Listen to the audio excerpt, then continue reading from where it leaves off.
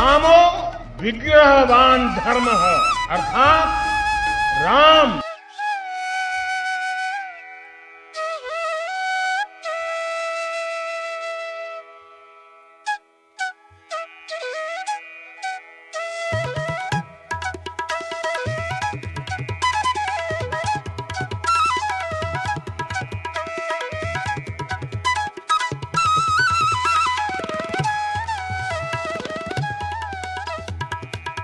सरयू नदी के पूर्वी तट पर बसा अयोध्या नगर पुरातन काल के अवशेषों से भरा हुआ है।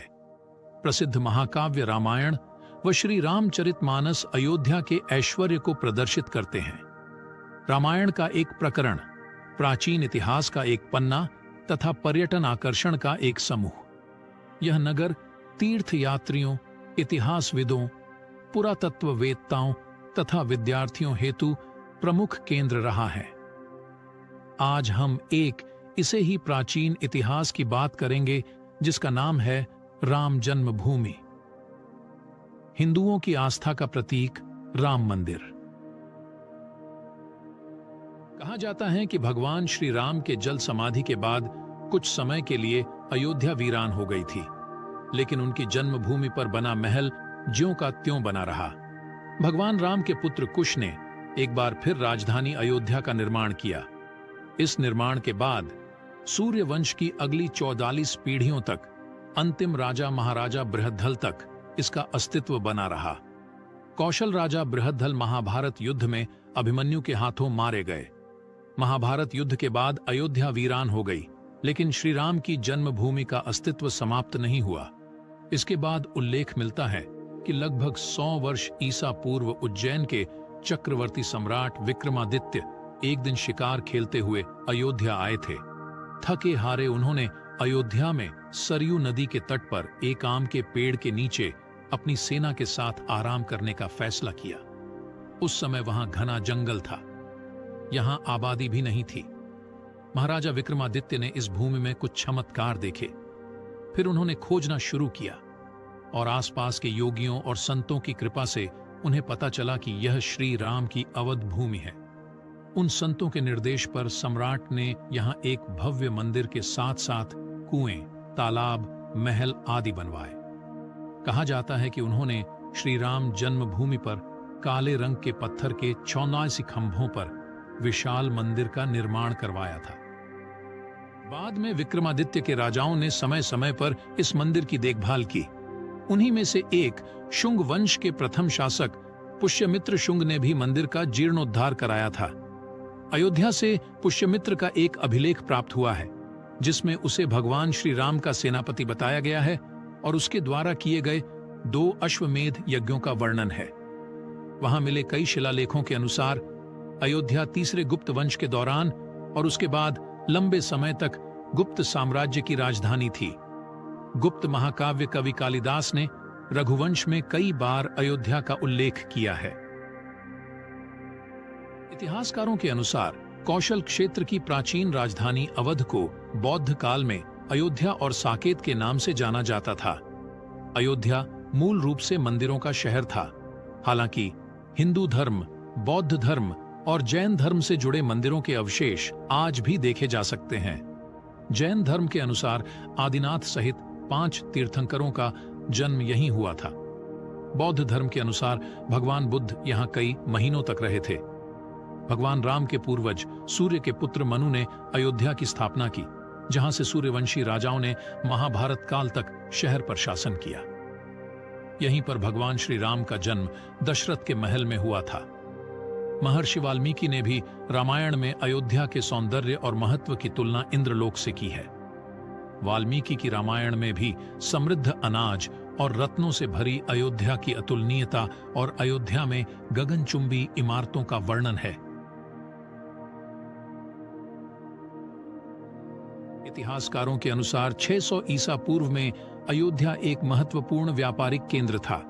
इस स्थल को 5वीं शताब्दी ईसा पूर्व में अंतर्राष्ट्रीय स्तर पर पहचान मिली, जब यह एक प्रमुख बौद्ध केंद्र के रूप में विकसित हुआ। उस समय उसका नाम साकेत था। ऐसा कहा जाता है कि चीनी भिक्षु फाहान ने यहां देखा कि कई बौद्ध मठ है। चीनी यात्री जुआनजोंग 7वीं शताब्दी में यहां आया था। उनके अनुसार यहां 20 बौद्ध मंदिर और 3000 भिक्षु रहते थे और यहां एक बड़ा और भव्य हिंदू मंदिर भी था जिसे देखने हजारों लोग प्रतिदिन आते थे। फिर 11वीं सदी में कन्नौज के राजा जयचंद आए। उन्होंने मंदिर पर सम्राट विक्रमादित्य की स्तुति में एक शिलालेख खुदवाया और उनका नाम लिखा। पानीपत की लड़ाई के बाद जयचंद का भी अंत हुआ। इसके बाद भारत पर आक्रमण बढ़ता गया।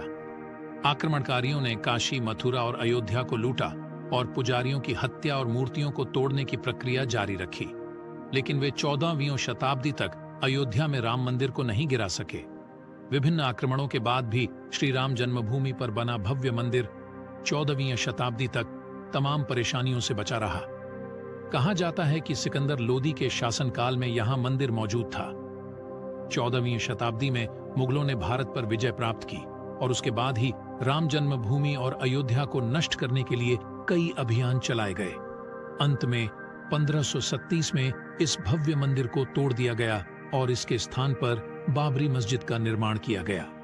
साल 1950 फैजाबाद सिविल कोर्ट में 2 अर्जी दाखिल की गई। इसमें एक में रामलला की पूजा की इजाजत और दूसरे में विवादित ढांचे में भगवान राम की मूर्ति रखे रहने की इजाजत मांगी गई। 1959 में निर्मोही अखाड़ा ने तीसरी अर्जी दाखिल की। साल 1853 में इस जगह के आसपास पहली बार दंगे हुए। 1860 में अंग्रेजी प्रशासन ने विवादित जगह के आसपास बाड़ लगा दी। मुसलमानों को ढांचे के अंदर और हिंदुओं को बाहर चबूतरे पर पूजा करने की इजाजत दी गई।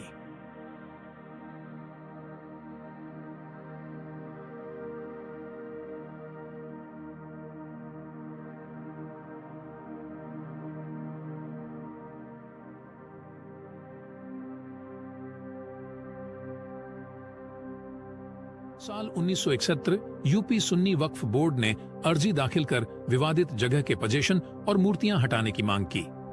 इसके बाद साल 1984 में विवादित ढांचे की जगह मंदिर बनाने के लिए 1984 में विश्व हिंदू परिषद ने एक कमेटी गठित की। फिर साल 1986 में यूसी पांडे की याचिका पर फैजाबाद के जिला जज के.एम. पांडे ने 1 फरवरी 1986 को हिंदुओं को पूजा करने की इजाजत देते हुए ढांचे पर से ताला हटाने का आदेश दिया। फिर आया 6 दिसंबर 1992 का वो दिन जब कारसेवकों और शिवसेना समेत दूसरे हिंदू संगठनों के लाखों कार्यकर्ताओं ने विवादित ढांचे को गिरा दिया, जिससे देश भर में सांप्रदायिक दंगे भड़के गए, जिनमें 2000 से ज्यादा लोग मारे गए।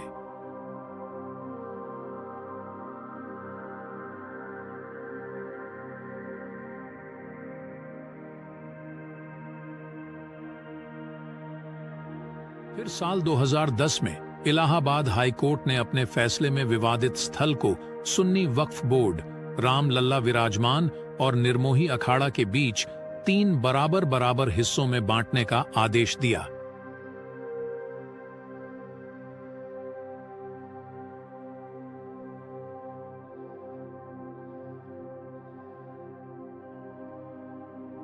फिर साल 2011 में सुप्रीम कोर्ट ने अयोध्या विवाद पर इलाहाबाद हाई कोर्ट के फैसले पर रोक लगाई।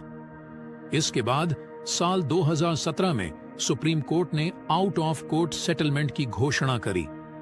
बीजेपी के शीर्ष नेताओं पर आपराधिक साजिश के आरोप फिर से बहाल किए गए। 8 मार्च 2019 को सुप्रीम कोर्ट ने मामले को मध्यस्थता के लिए भेजा। पैनल को 8 सप्ताह के अंदर कार्यवाही खत्म करने को कहा गया। 1 अगस्त 2019 को मध्यस्थता पैनल ने रिपोर्ट प्रस्तुत की। उसके बाद 2 अगस्त 2019 सुप्रीम कोर्ट ने कहा कि मध्यस्थता पैनल मामले का समाधान निकालने में विफल रहा। इसके बाद 6 अगस्त 2019 को सुप्रीम कोर्ट में अयोध्या मामले की रोजाना सुनवाई शुरू हुई। फिर 16 अक्टूबर 2019 को अयोध्या मामले की सुनवाई पूरी हुई। सुप्रीम कोर्ट ने फैसला सुरक्षित रखा। 9 नवंबर 2019 के दिन सुप्रीम कोर्ट के 5 जजों की बेंच ने राम मंदिर के पक्ष में फैसला सुनाया। 277 एकड़ विवादित जमीन हिंदू पक्ष को मिली। तथा मस्जिद के लिए अलग से 5 एकड़ जमीन मुहैया कराने का आदेश दिया।